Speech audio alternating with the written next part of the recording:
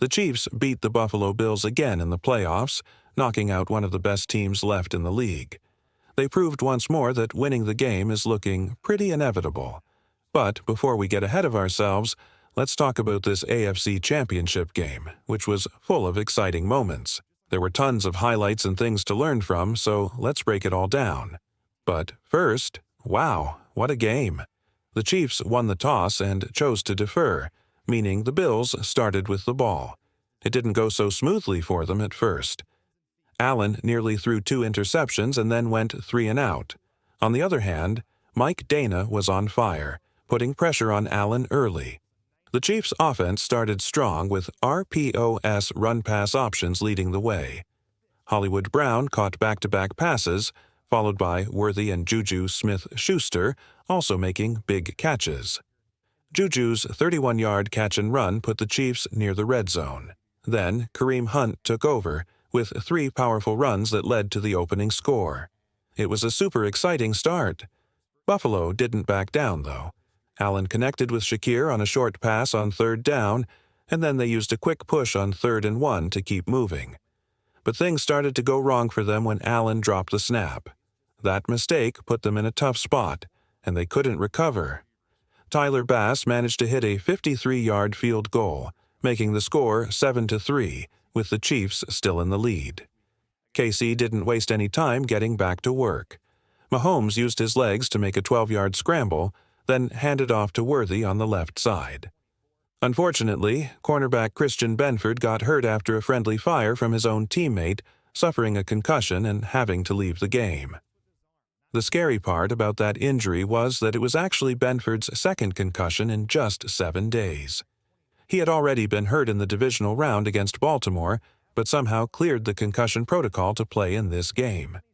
Unfortunately, he got hit again, and it was a tough sight. He had to be carted off, strapped in so he wouldn't fall out. This left Buffalo's defense even more short-handed, as safety Taylor Rapp was already out. And now Benford was gone too. That meant Kaiir Elam had to step up, and the Chiefs took full advantage of this throughout the game.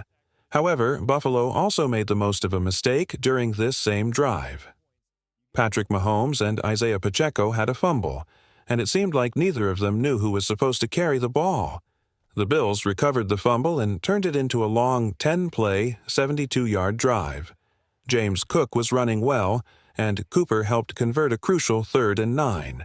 Then Shakir made some big plays, especially a 24-yard catch on 3rd and 13, getting the Bills into the red zone.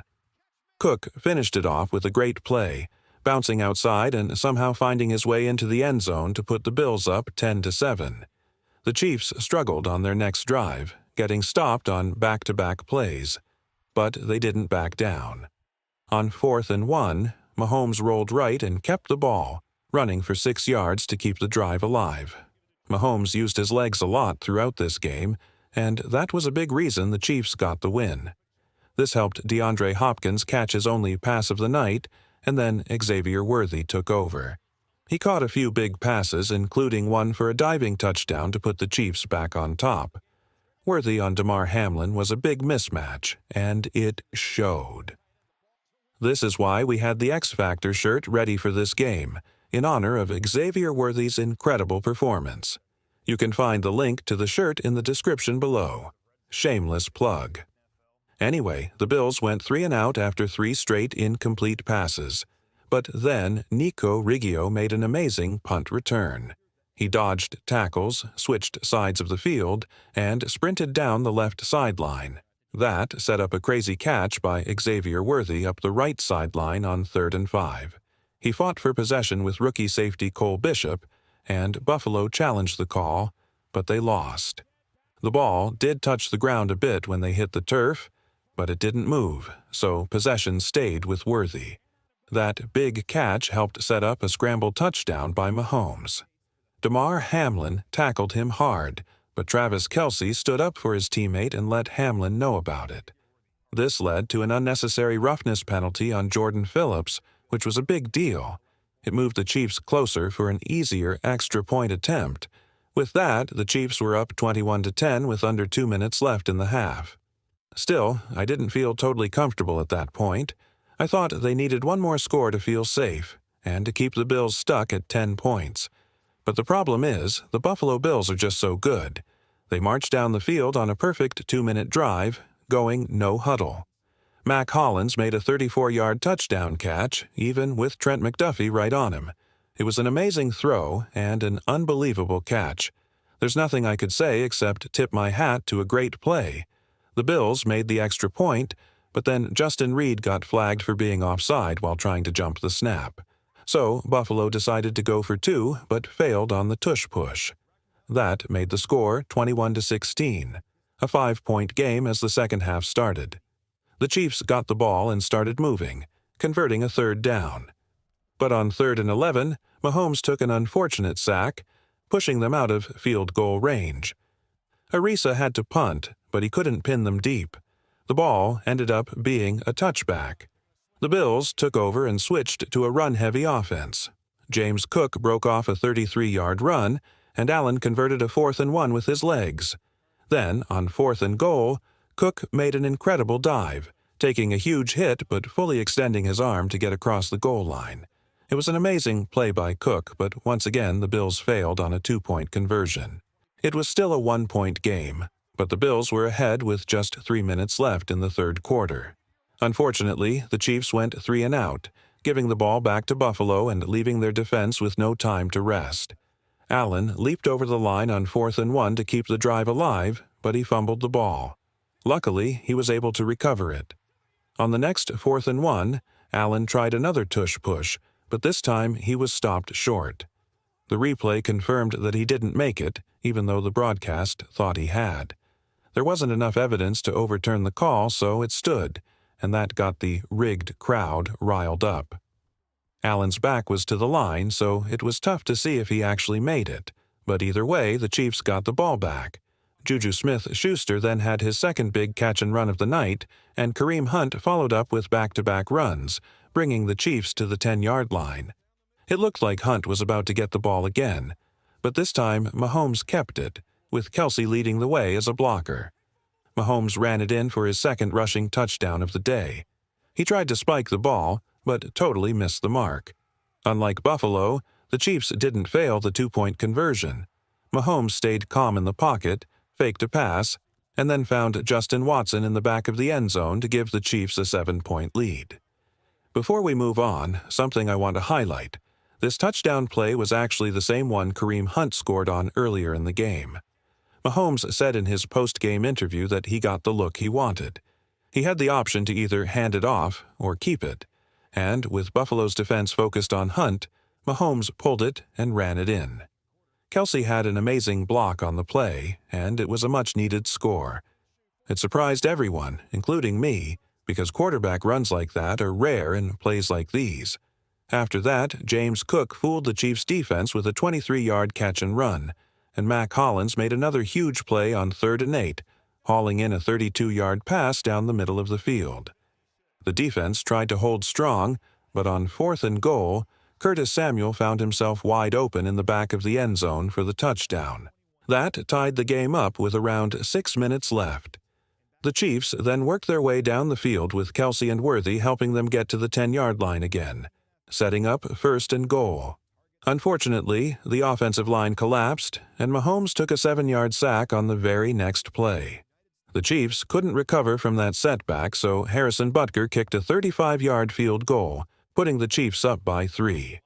The good news was that they were ahead, but the bad news was there were only 3 minutes and 2 seconds left, and the Bills still had all 3 timeouts and the 2-minute warning. That's more than enough time for Josh Allen and his offense to do damage. Well, I was wrong. The Bills only gained 17 yards on 6 plays. Josh Allen ran for 13 of those on 2nd and 11 to keep the drive alive, but after that, an incompletion and a batted pass by Amin led to a big stop. On 3rd and 10, George Karlaftis shut down Amari Cooper, holding him to just 4 yards, setting up a 4th and 5 with the game on the line. If they didn't convert here, it was most likely game over. A few things happened on this play that really helped the Chiefs. Chris Jones lined up on the left side, so Allen shifted the protection that way, but Spagnuolo being the genius he is, sent McDuffie on a cornerback blitz on Allen's right. Then Karlaftis shot through like a cannon past the right tackle, expecting Allen to scramble to his right. This forced Allen to throw a desperate pass off his back foot as Karlaftis slammed him to the ground. Somehow, the ball made it to Dalton Kincaid, who dove to catch it, but he couldn't hold on. That was a turnover on downs. A brilliant play call that fooled Allen, but it just fell short for the Bills. At that point, the Chiefs only needed a couple of first downs to seal the game. Pacheco got the first on a quick pass from Mahomes, barreling through defenders for extra yards. Then on 3rd and long, the Bills had to stop the Chiefs if they wanted a chance. If they stopped them, the Bills would get the ball back with just under a minute to go and no timeouts left. It was going to be a tough ask, but it wasn't impossible. Then came the dagger, a brilliant play call that set up a short pass from Mahomes to Samaj Perine. Perine got the first down, sealing the victory for the Chiefs. What a game between two incredible teams. As usual, it came down to the wire, and while the Buffalo Bills deserve a lot of respect, they lost again in the playoffs to Patrick Mahomes and the Chiefs. That's 4 straight playoff losses to Kansas City in the Mahomes and Allen era. There are some wild stats here. For example, Josh Allen has 7 playoff wins but still hasn't won a single playoff game on the road. Those 7 wins are the most in NFL history for a quarterback who hasn't made it to a Super Bowl. I couldn't help but feel a little bad for Allen, watching him on the sideline as the Chiefs celebrated yet another playoff win. It's tough when you're in a league where it feels like it's the Chiefs' world and you're just a side character in their quest. But that's the hard truth. The Chiefs dominate the NFL, and it's not even close. Meanwhile, the Chiefs are heading to their 3rd Super Bowl in a row, having won their 5th AFC championship since 2018. No team has ever made it this far with a chance to three-peat. There are some key players who really helped get them to this point. This game was a tough battle, but let's talk about Mahomes. He is now 2nd in NFL history for playoff wins, with 17, surpassing Joe Montana. What's crazier, Mahomes getting that many wins at just 29 years old, or the fact that Tom Brady still holds the record with over double the amount of playoff wins at 35. That's unreal, but we're witnessing greatness. This is a dynasty unfolding right before our eyes. While some people are out here crying, whining, and complaining about the refs, let me just say, hold this L, you petty losers.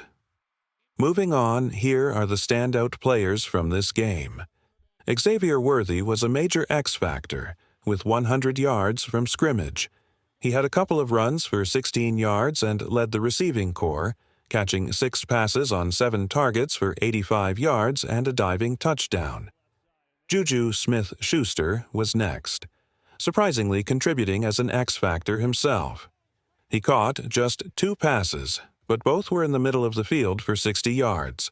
Kareem Hunt ran the ball 17 times for 64 yards, while Patrick Mahomes carried it 11 times for 43 yards and 2 rushing touchdowns.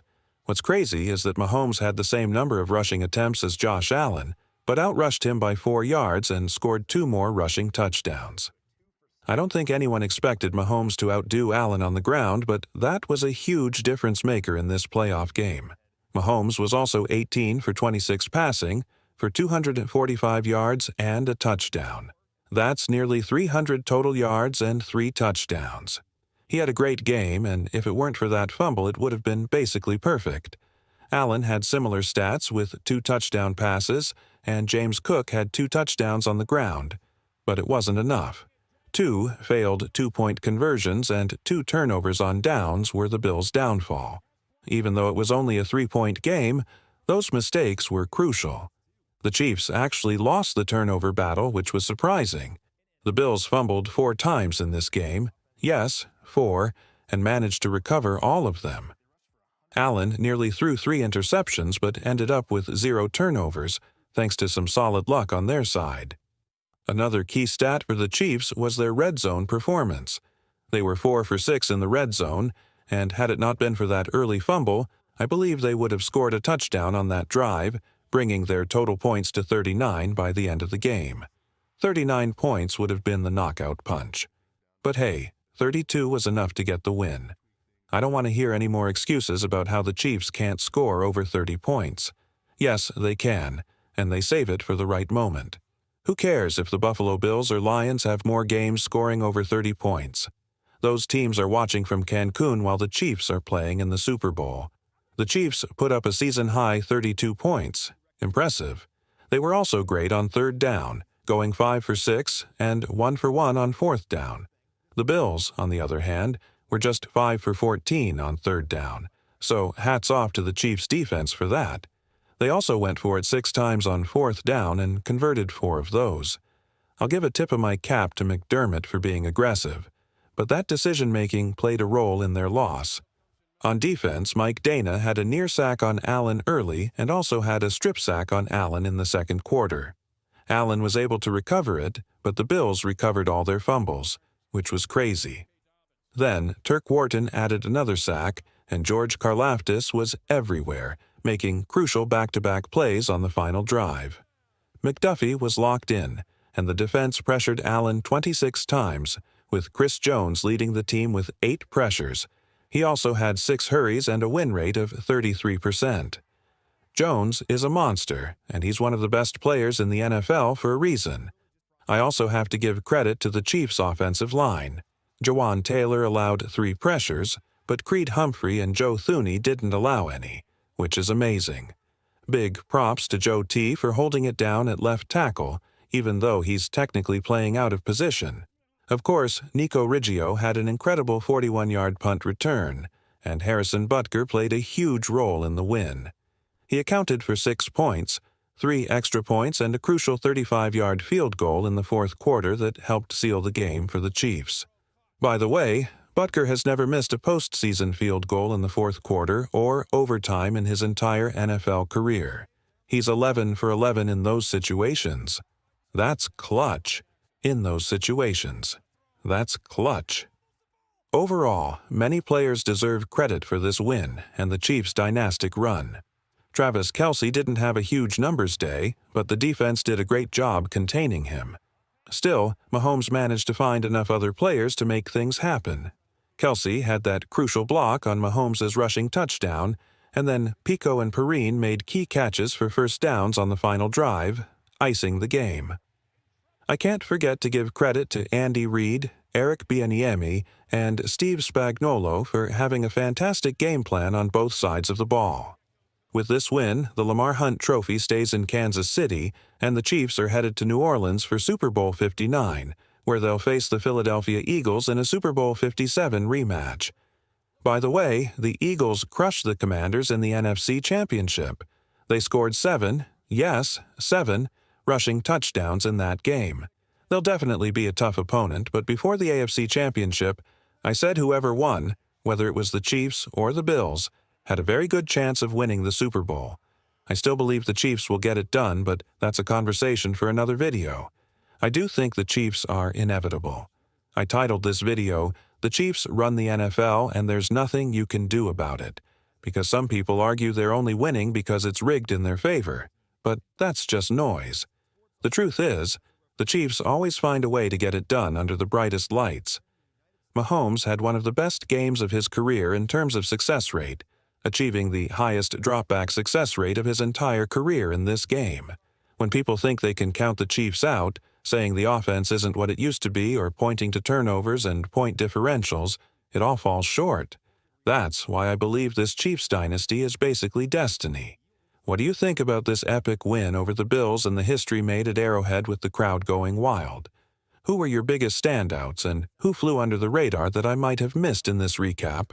I'm sure I've left out some players and it's no disrespect to them. Let me know in the comments who deserves more credit. Until next time, let's go.